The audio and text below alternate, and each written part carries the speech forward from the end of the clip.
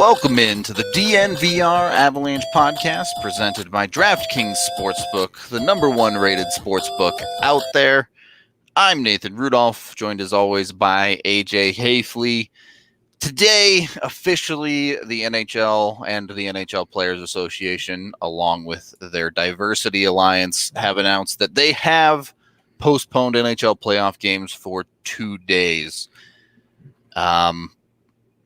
Feels a little bit like it came a day too late, but certainly better late than never. You know, the day of reflection that they had, the day of reflection that we've had, I'm good with it. Yeah. I would have loved to have seen it yesterday, especially the Colorado-Dallas game. The reasons that we were given was that, these guys woke up from their pregame naps and they weren't 100% sure what was going on. And so they were kind of in game mode already. And so they went to the rink and proceeded as normal. And then afterwards, they had conversations, which carried on over into today.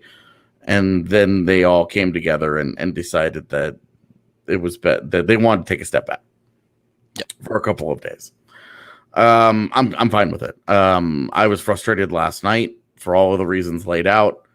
I would say I probably retract some of that criticism today. Yeah, in light of what they've decided to do.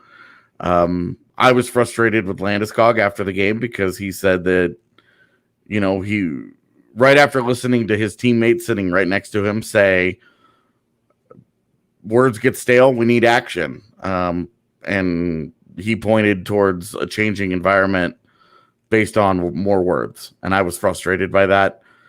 Today, he stood behind Kadri as they said their piece about why they decided to do this, why the players came together and decided to do this. So respect. That was all I want. I just wanted to see action, and they stepped up to that plate. You want to criticize it for being a day late? I'm not going to get nitpicky when we're talking about trying to make progress and move these types of conversations forward. Absolutely. Look, it wasn't perfect, but if you got to this answer in the end, then good job. Yeah, and I do think we said, look, like this isn't going to solve all of the underlying issues. Nope. But for them to send the message that they care, that they're listening, that they're paying attention to the world around them, Alain Vigneault clearly is not. He had a rough day today where, he talked about, I'm preparing my team 20 hours a day. I'm watching video and thinking nothing about the world around me. I noticed that the coaches out west had their press conference at the same time. The Eastern coaches kind of did availabilities throughout the day. The West guys all did theirs at the same time.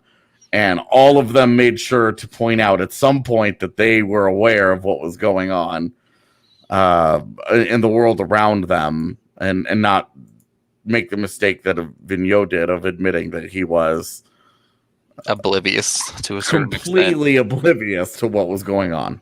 Yeah. He said he didn't know. It was like he was just unaware of of everything taking place around him. And it's like, what were you doing for the past that is 4 months? Yeah. Putting your head in the sand is a weird approach to be like, I just wasn't paying attention. Like that was certainly not the answer anybody was looking for, man. Nope. But anyway, we really said what we wanted to say on last night's show about this. And then to see the players step up and respond in the way that they did. The difference between the Western and Eastern press conferences was pretty noticeable. Yep. The West showed up with organized speakers. Yeah. And from what I could tell, I couldn't pick out all the abs individually, but well over half the team was there.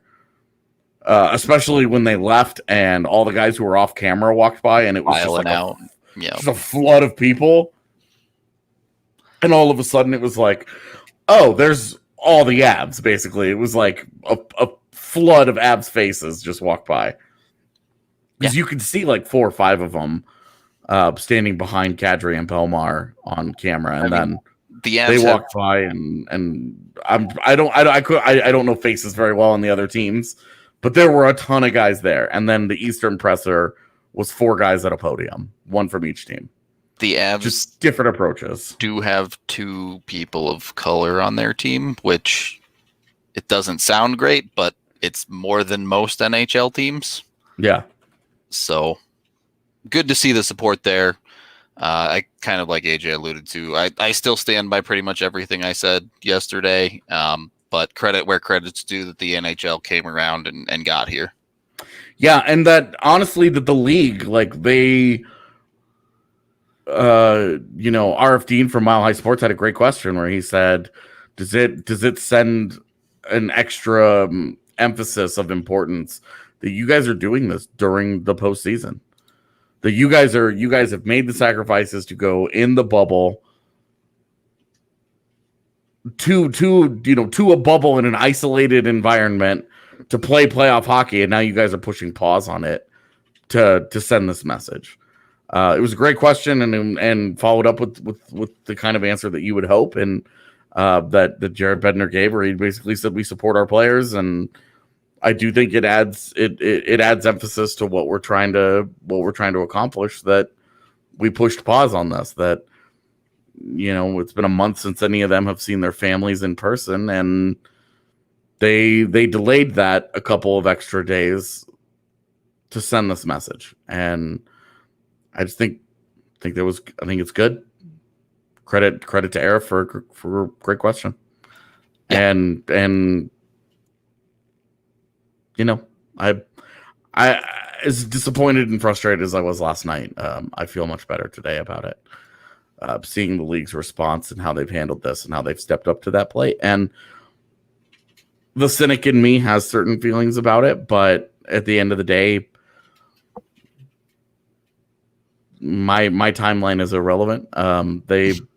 Progress is the point. Yep. Feel good about it today. You got to feel better about it at the least. If you want more of our in-depth thoughts on it, on the whole subject that this is all about with Black Lives Matter, we talked about it yesterday on our post-game show quite a bit. If that's something you're interested in, highly recommend you check it out. If you don't care about our political views, whatever, I wouldn't even call them political, but not the point, then look, this is a show about hockey, and we're going to talk some hockey as well. AJ, do we want to start with the Avs, or do we want to start with Arizona here? Let's start with Arizona. Okay. So Arizona had been under investigation, I guess, for a while for violating pretty much all of the operating procedures of when it comes to the combine and how you're supposed to interview players, talk to players, get information on players. And we found out yesterday that they will be losing, it's their first round pick and their second round pick, correct? It was, I believe it's their first round pick this year. Yeah. Because they have conditional picks in the air with the Taylor Hall deal that they made. Right. Where I think they lost this year's for sure. And then next year's was up in the air. Yeah. So I think it's scheduled to be next year's now. Here, let me actually just pull up the press release. Yeah, okay. The club's second round pick in 2020 and the first round pick in 2021. Okay, so we had it flipped, yeah. Yeah. So this year's first is gone in the Taylor Hall deal. Next year's first is gone due to league forfeiture. This year's second is gone due to forfeiture, and I think they're also out a second next year as well. And if Taylor Hall were to re-sign in Arizona, which I can tell you right now he's not going to, but if he were to re-sign, then their first 2 years from now would then go to New Jersey.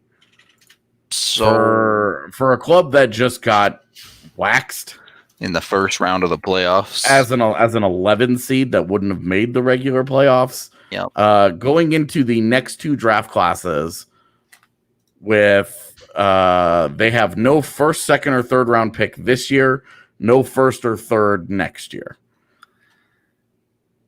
Yeah, that's pretty rough, especially for a team that is losing multiple significant pieces. Not only this year, where obviously they're losing Hall, but they also have to re-sign players like Hinostroza. Soderberg is probably gone. And then the following year, you're talking about losing guys like Hjalmarsson, Demers, basically half their defensive core as well, and then Stepan as well.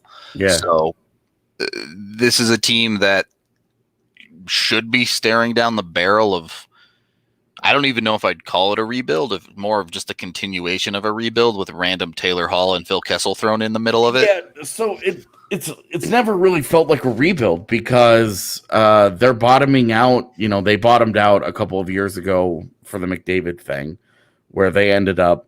Oh, that has to suck.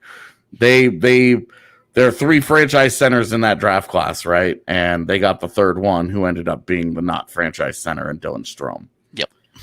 And they then proceeded to go out and build a roster. They acquired guys. They gave up a 7th round pick to get Derek Stepan and to get Antti Ranta. And hey, they needed a goalie. It made perfect sense.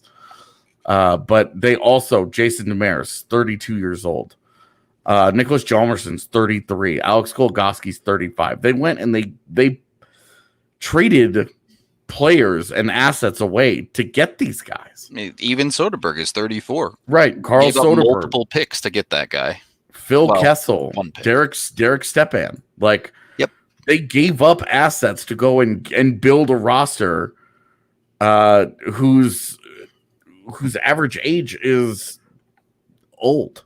Yeah. They definitely got significantly older with a lot of their moves, and it clearly has not worked for them. Now, they still do have some bullets in the chamber, as it were, as they have Barrett Hayton coming. Is he ever going to live up to the 5th overall pick? I don't know, but he's going to be an NHL player. They have some guys on the defensive end as well. Soderstrom, depending on who you like, down the line as well. But there are intriguing pieces there, but their big thing is that they went out and they got a bunch of old guys to try and win right now, to try and make the postseason and win immediately. And they did not get big steps forward from the guys that they were wanting. Clayton Keller is going to make $7 million next year. Yep. $7 million. That guy is going to be paid more than Nathan McKinnon. And his career high is 165-point season. Right. And like, I get it. A lot of guys are paid more than McKinnon now, including Derek Stepan for that matter, and Phil Kessel. But Keller's going into the first year of a deal that's going to pay him $7 million, and he's coming off back-to-back 40-point seasons. Like, yep. With and he's only 22 years old. So we could look back. He could blow up into, he could take that permanent leap into being a 65-point guy every year and be completely worth that deal. He could still justify that, but going into it right now, they have to be very, very nervous because that's a major commitment to a guy that, he's 22 years old at $7 million. Basically hasn't proven anything. Yeah, has not lived up to that contract whatsoever. And Arizona, with Taylor Hall leaving, is a team that they do not have a true superstar player in the league. Right. They're paying $8 million for Oliver Ekman-Larsson, and his play has dropped precipitously. He's coming off of a 30-point season where you're a little iffy. Yeah. He hasn't put himself into the upper echelons of scoring defensemen by any means. Right. Well, and that two-way game just has not developed at all. It took steps back. Like early in his career, he looked like he was going to be a superstar. And because he played in Arizona, you could easily have made the argument that early in his career, he was one of the league's more underrated players. Yep. And then for like 3 or 4 years, everybody said, oh, he's the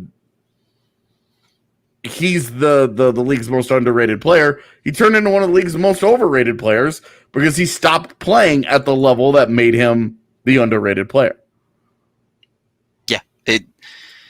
And that's a huge problem for them because he is now 29 years old and making $8 million for the next 6 years.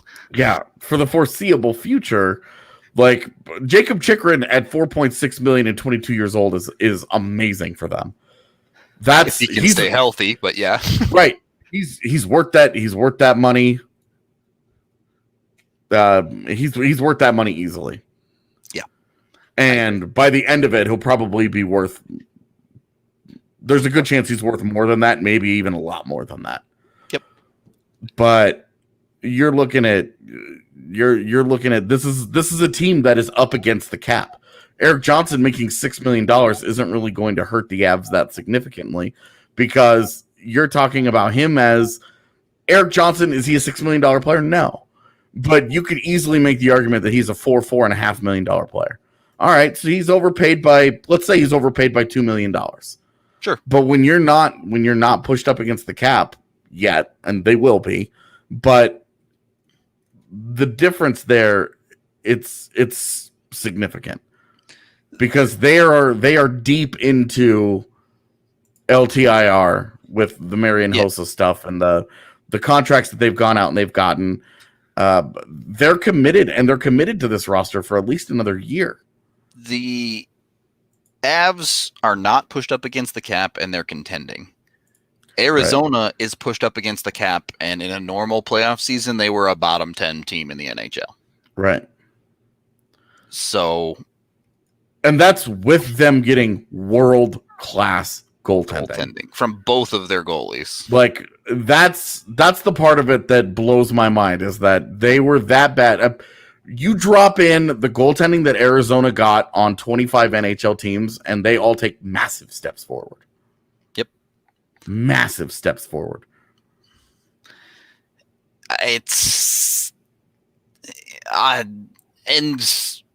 We have no idea where this team is headed as well, with the obvious turmoil with their now ex-GM and John Chaika.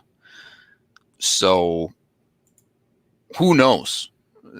I put it this way. I don't envy the GM that has to do that job, that now has... Steve Sullivan? Yeah, who now has to somehow make this a functional hockey team and basically has no draft picks to lean on to say, look, this is the future we have coming. They're going to throw their current prospects to the wolves, basically, and say, perform or die. Dramatic, but fair. And you know what? They're coming to the Central Division in a little over a year's time. You're welcome to the Thunderdome, guys. Yeah. There will be no mercy. Yeah, it's honestly that them getting dinged like that. I mean, they made the big play for Taylor Hall anyway. It didn't work out. But this is a big time self-inflicted wound because now you have to start seriously wondering, okay, can they maybe move some of these guys out? Yep. What can they start getting back now? Yeah, what can they recoup? Because they gave Christian Dvorak, I was upset with JT Compher getting $500,000 too much on his last deal. But they gave Christian Dvorak a long-term contract where he's making $4.45 million, and he's a 40-ish point player. That contract is crazy. They gave him 6 years at 4.45, and the 2 ELC years, or the 2 UFA years they got, have a modified no trade clause on it. It's too much. It's too rich for my blood, man. That's and he's not you look at it. He doesn't even have a 40-point season. 37 points and 38 points, so it's close. But it's fair. It's fair to say that had they finished the regular season this year, he probably would have gotten there. 40-point player, but he wouldn't have surpassed it so much that you're like, oh, Are we talking about like maybe a 50-point guy? Like Burakovsky had 45 points this year, but only played like 55 games or something. And you're like, okay, well, had he gotten another couple of weeks, maybe he breaks 50, and we're looking at him as a guy where you wonder where that ceiling really is. Yep. And with Dvorak, though, it's like, okay, so he breaks 40. But the problem is that this is long-term committed money that they can't work around. Nick Schmaltz has a deal that's going to pay him just under $6 million. Like that. And like, I really like Nick Schmaltz when he's healthy.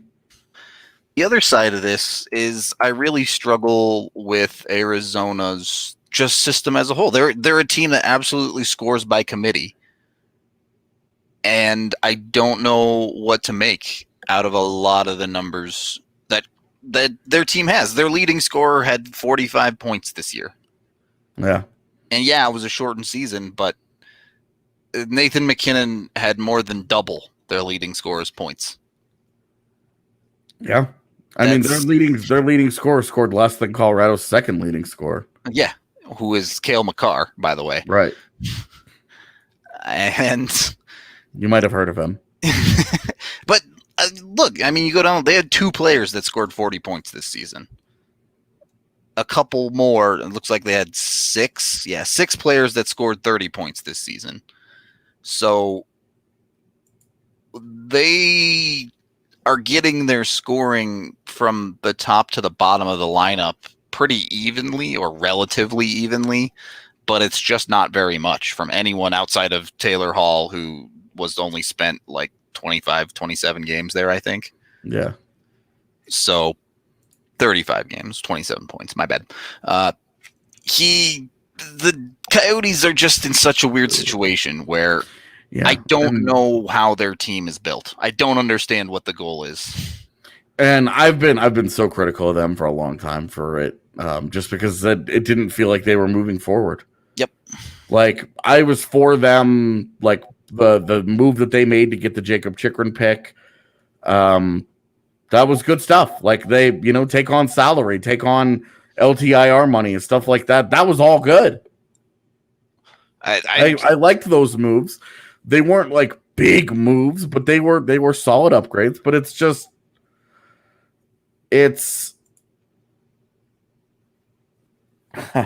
Jesus.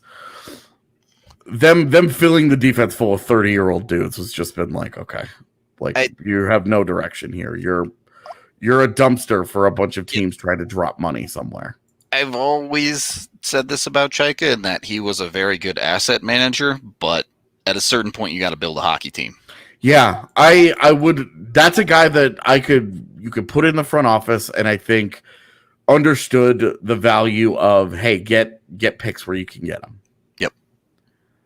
And that would be an important voice in some front offices. Like if the Avs were to say, hey, come have a job with us, that would be an area where I would say based on his track record, maybe his voice could help them in that area, because the Avs aren't very good at that. But beyond that, I'm not sure where you would find too much optimism in what he did with the Coyotes out there. And the NHL dropped the hammer on them for penalties. It's funny because people have lost their minds over the Houston Astros and that whole thing, right? But it's like the exact opposite. I thought maybe was not maybe we could have applied here. Like we could have looked at what the NHL sent the message to Arizona and be like, oh, it was a little much. Like was you could definitely say the juice wasn't worth the squeeze to the point where it's going to strongly dissuade teams from ever doing it again. But like, are you so intent on sending that message that you dole out $10 worth of punishment for a $2 crime? I mean, when it came to the Astros, there's something visceral and raw about a team cheating in a game that's actually happening. Right. And it's certainly different. It's certainly different than cheating at the combine where you do extra stuff. Right. test a little bit more on some of these guys and yes, whatnot. the NHL delaying games for 2 days is going to cause them to go bankrupt. Golly. The same league that, actively chose not to play an entire season, and it's fine. Right. And the one that's spending a ton of money to even put on what they're doing right now, but pushing it back 2 days, well, they're going to go bankrupt. But there have been some leaps in logic, including Rudo and I being called racist over the last 24 hours. But that one is a doozy. Yeah. Anyway, sorry. No, you're good. You're good. When it comes to this to Arizona, I guess the thing that's weird to me is, although it's being removed, the NHL actively added a tampering period for free agents, because the reality is, if teams think they can get away with it, they're gonna do this stuff. They do it in every league. We saw the Dodgers got in huge trouble in baseball for all their unfair overseas scouting that they were doing as well. Teams are trying to find an edge with these things, and if you don't make it explicitly clear and obvious when someone is doing something they shouldn't, teams are going to try it. Yeah. So, and I don't have a problem with like I said with Houston, their crime wasn't cheating; it was getting caught, because everybody tries to cheat on some level. Arizona getting busted, like, you have to do something stupid to get caught, like, straight up. You have to have a fault somewhere in your system to get busted. And it just seems crazy to me that doing a bunch of extra stuff at the combine, somebody's agent isn't going to blow that whistle and be like, the Coyotes are breaking all of these rules. Yeah. Like, my kids are coming back and telling me, like, they did all this stuff and none of this is allowed. And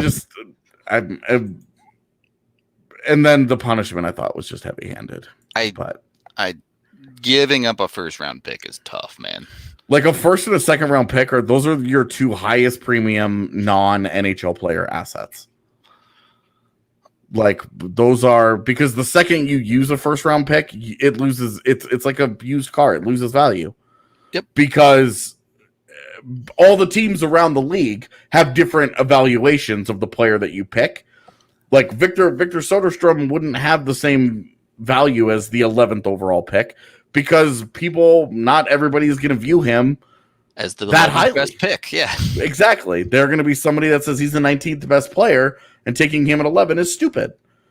And it's going to be, like, there's a very real possibility that Arizona is a lower echelon team in a year or two, and them having to forfeit a pick, especially when I think 2021 is that Shane Wright and the Savoie kid from the West, or is it 2022? I think that might be 22, right? Because they be 22. Okay.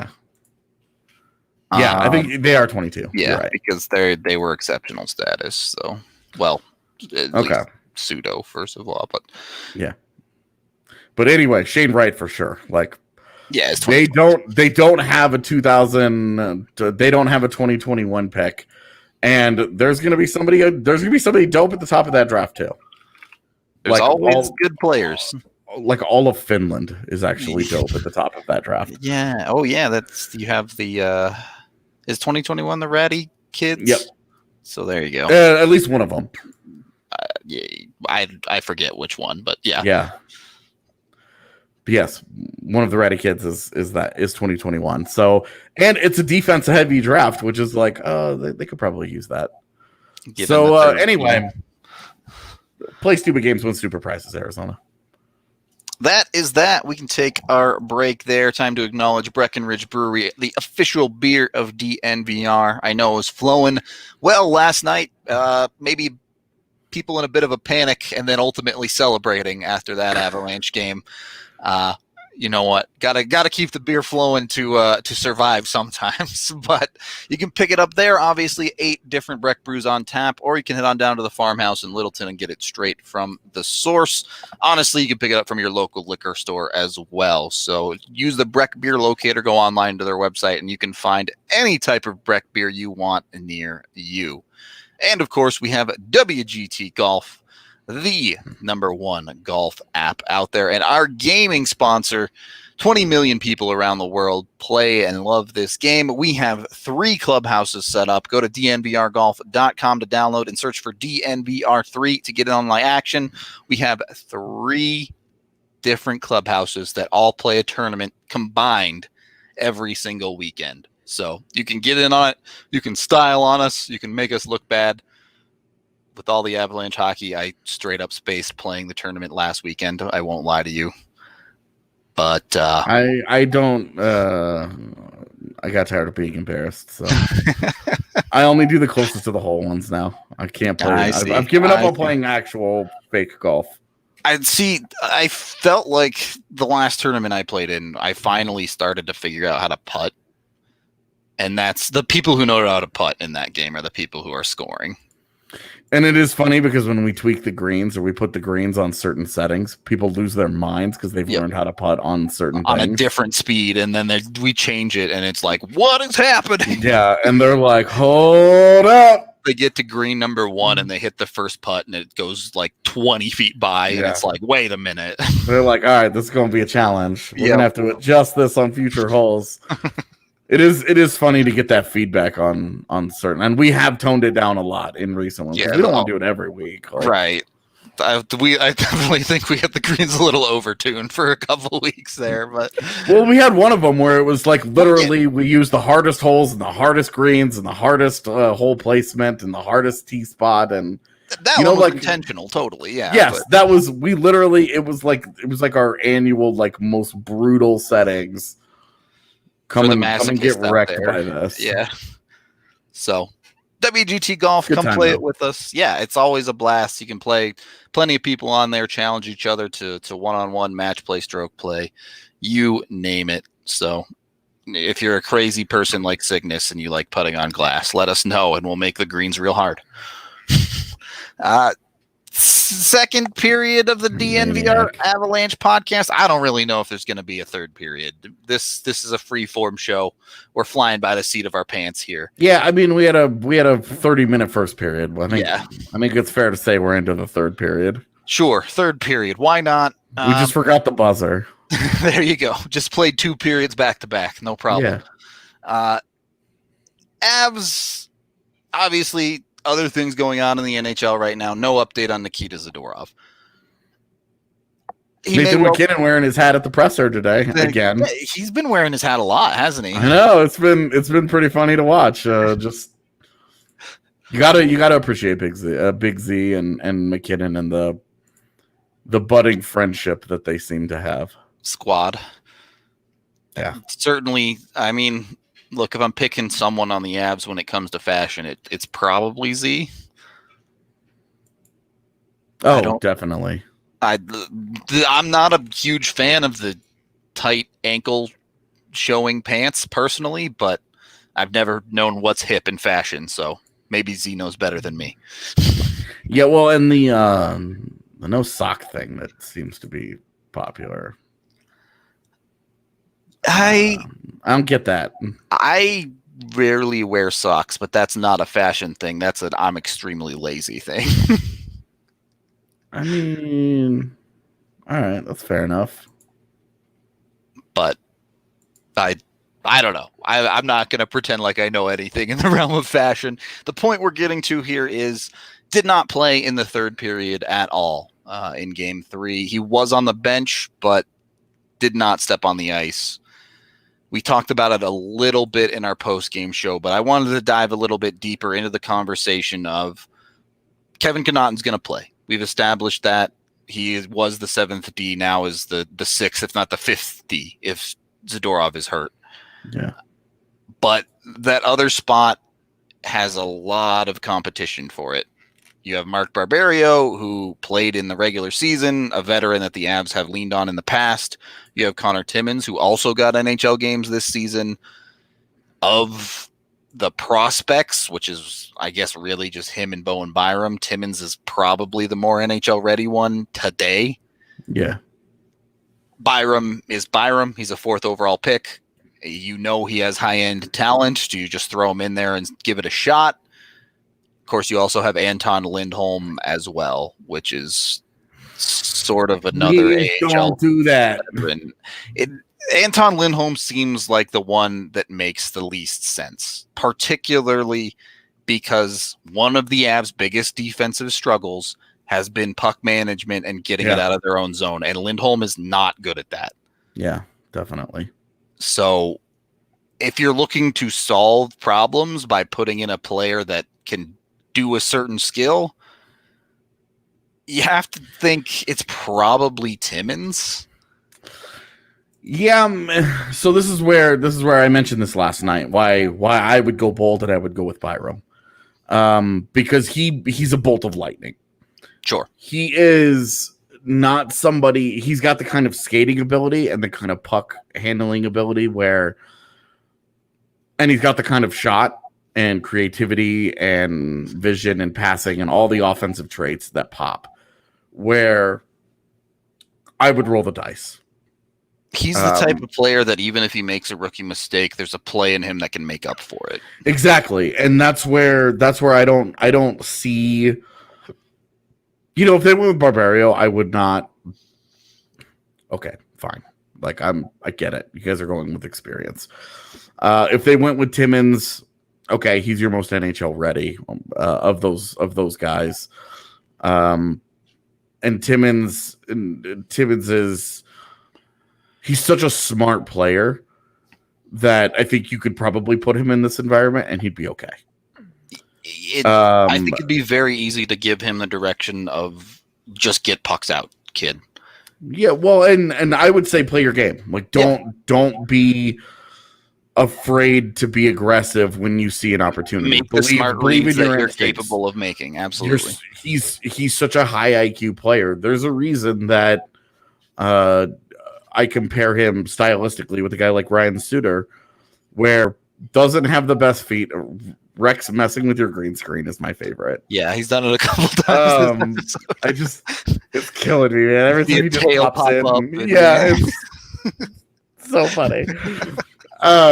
Anyway, with Timmins, like he's such a high IQ player. Just trust him. Yeah. Trust him to go in there and make good decisions. And if he totally just collapses, he just can't handle it, then okay, like you take him out. You take him out. I don't know what to say. Like you take him out. Look, the Avs just won a hockey game where they played half of it with 5D. If Timmins is that bad, you can kind of just run 5D and say, look, Makar, Gerard. Really, it was 4D because even Connaughton, he only played 10 minutes. 10 minutes, so. Yeah, when they had two defenders that played 10 minutes, and it was like, look, and I think that's part of their problem. Part of their problem that we didn't talk about in the game in the recap last night was that I think they were probably tired. Absolutely. They're double shifting these guys all game long. They've been double shifting them game after game after game here because the Avs have consistently fallen behind in the third period. Well, and where Dallas is so good offensively is in creating extended possessions and putting guys out there. So it's not a team that they're going to have. If they were consistently able to create quick breakouts and they were able to have quick shifts, quick changes, dump it, and get back and play defense, and you can recuperate a little bit, yeah, right, and then you're okay. But when you're out there for 50 seconds, you're out there and you're expending all that energy just trying to survive, and then you get back to the bench, and then the other guys go out there and they just try to survive. And then, okay, well, you have to go right back on out. It's gonna wear you down, and I think that's where the coaching staff needs to put a little more faith in whoever they decide to play. Yeah, like okay, Kevin Connaughton is your first man up. I understand you don't want to play him 10 or you don't want to play him 20 minutes, but 14, especially in the middle portions of the game. 14, like depending on game situation and all that. If you're losing 4-0, then maybe don't do that. But if you have a 2-goal lead and you can't trust this guy to play more than a minute, should he really be in your lineup in the first place? Right. Like you have to ask yourself, like, what are you doing here? Yep. Like, what are you really trying to accomplish with, okay, this guy's in the lineup? This is not a short-term thing. Erik Johnson's done. He's not coming back for this postseason. Yep. You have to figure out who that seventh guy is, who's now your sixth guy, and you got to get comfortable with him. Yeah, I agree. I think that guy has to be a legitimate 60, or he has to at least be played like a legitimate 60. If he comes up short, he comes up short. The Avs don't have any other choice, whether it be Connaughton, Timmins, Byram, whoever. But you can't get by just pretending that guy doesn't exist and trying to run 5D. Maybe you get through Dallas, but the Western Conference Finals and the Stanley Cup, you're going to run your defense into the ground if you don't at least lean on that guy a little bit. Yeah. I mean, you have to be realistic about it. And, they're starting to get to the point, I don't really want to get too much into it, but the extra 2 days off may help them. The Calvert may be ready to go. Donskoy may be ready to go. Certainly wasn't sure what to make of that either, but it honestly probably does help the Avalanche. I don't see a way in which it doesn't. The only thing is that you would say, especially if the game is on Sunday, all of the momentum that they got from the emotional and dramatic win last night is more or less gone. For sure. Yeah, but I think game to game momentum is overstated a little bit anyway, because we've seen 3 very different games already. Yep. In this series, and it's like, in Dallas, what way did game-to-game momentum impact it? Right. Eddie. Dallas should have had momentum going into game 2, and they didn't until the Avs blew their lead. Right. Until that 5-on-3 halfway through the game, it's okay, well, they had all the momentum coming in, but now they have none. It took them half the game to tap into it. No. Each game is kind of its own entity, and I'm less of a believer in game-to-game momentum all the time. Interesting comment from Cygnus here. We did talk about the very solid game Logan O'Connor had. He was really good. Given the Vlad Nemesnikov continues to struggle, is there a world where LOC stays in the lineup? Let's assume Calvert is healthy. Just one of them is healthy. I wouldn't. Yeah, he's still pretty squarely the 13th. Yeah, I mean, you just 14th, be realistic. Really, yeah. Nemesnikov and look, LOC. I think LOC is going to be a perfectly fine fourth line guy for the Avs in a year or two. Yep. But he's going to be a really low offensive output guy. That's the guy who's going to give you 10 or 15 points in a season. What you like about him is you like his skating, you like his physicality, you like his don't give a damn about frustrating other guys. You like the sandpaper aspect to his game. There's not much offense there.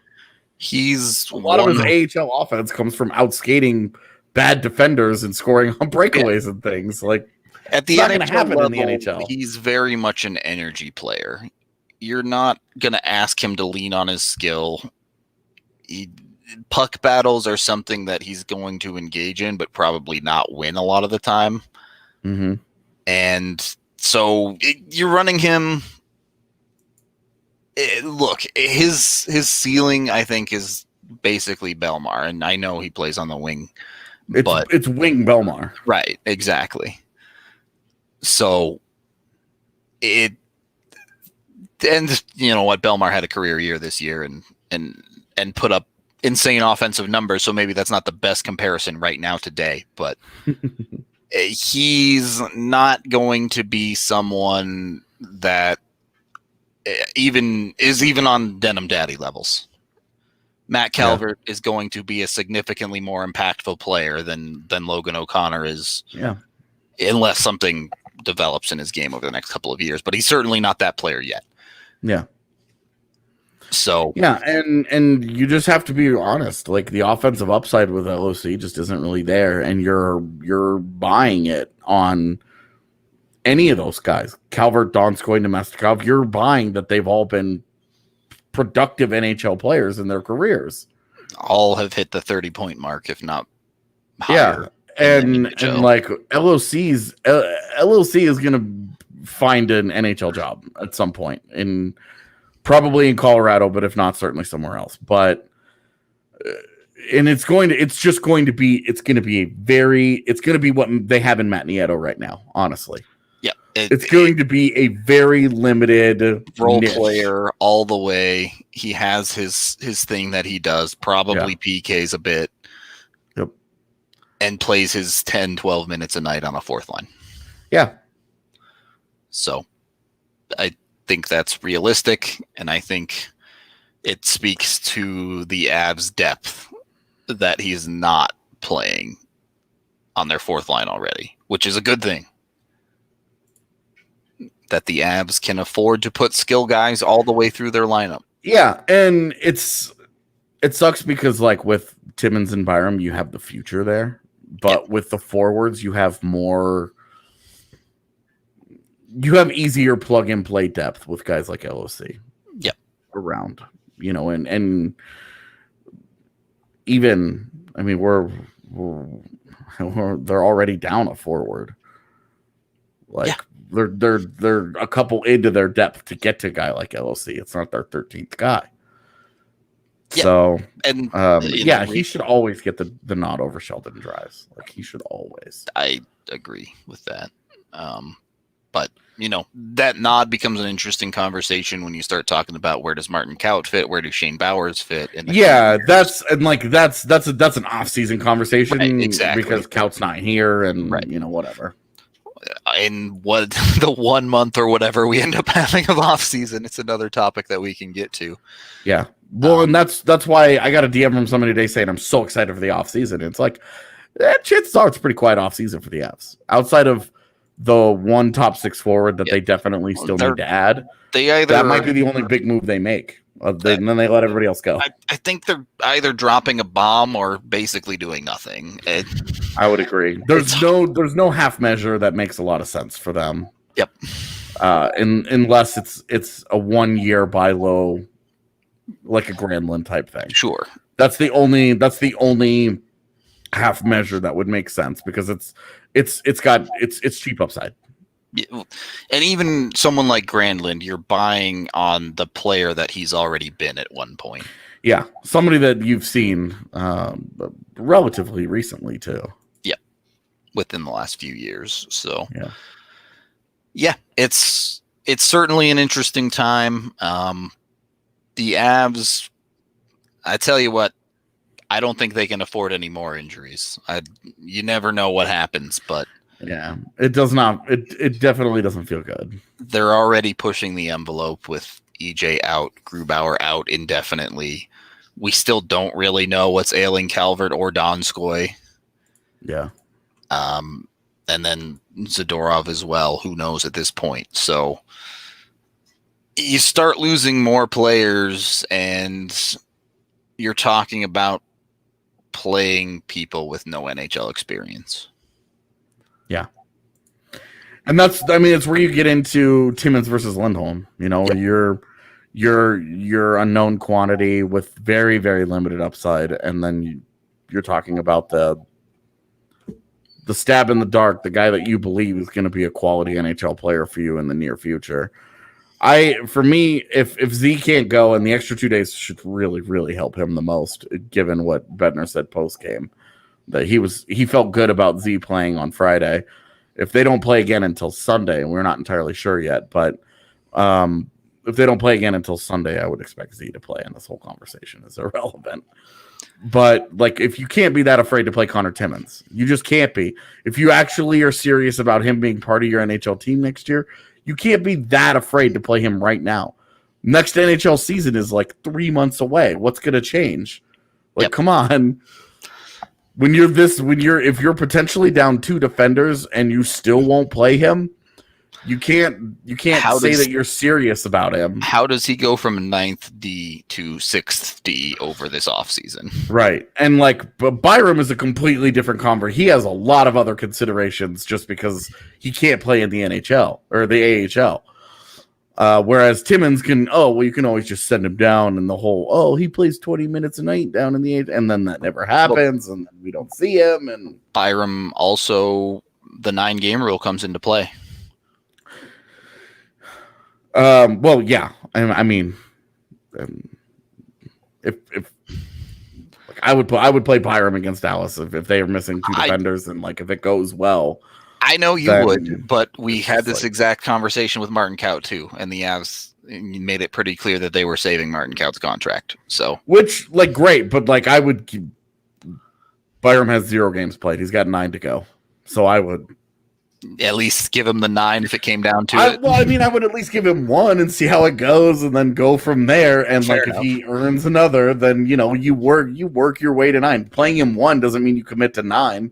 That's because true. that 9 has to apply to next year too, where maybe you want to give him the first 5 regular season games to see how he does, and then you make the decision to either send him back to the WHL or you keep him. You also have to consider that 9 games has to carry over into next year's considerations as well. Yep. But it's still if you're not sitting there right now. It's at 0. You can afford to play him 1 and then go from there. Yeah. Well, I think that pretty much covers our topics for the day. So we're going to get out of here. Of course, shout out to Strava Craft Coffee. We have some cold brew Strava Craft at the bar. If you haven't been down there yet, highly recommend you check that out. You can get it, drink it as a nice, refreshing cold drink, or of course, you can always order it from StravaCraftCoffee.com and get 20% off when you use code DNVR20. If you want to sign up for their subscription service, if you like it and want to get regular deliveries, you can get 20% off every single order. So if you like it, go that route. It's a great way to save yourself some money. We are out of here for the day. We're kind of flying by the seat of our pants here because our schedule changes almost every single day, it feels like, in these playoffs, whether it's we don't know when the next game is going to happen or games get delayed, postponed, whatever. So we'll be back for some kind of Free Skate Friday something tomorrow. Hope you guys will join us. Hope you enjoyed this one. Appreciate all of you listening, watching, however you consume. And I guess have a good rest of your Thursday. Until next time.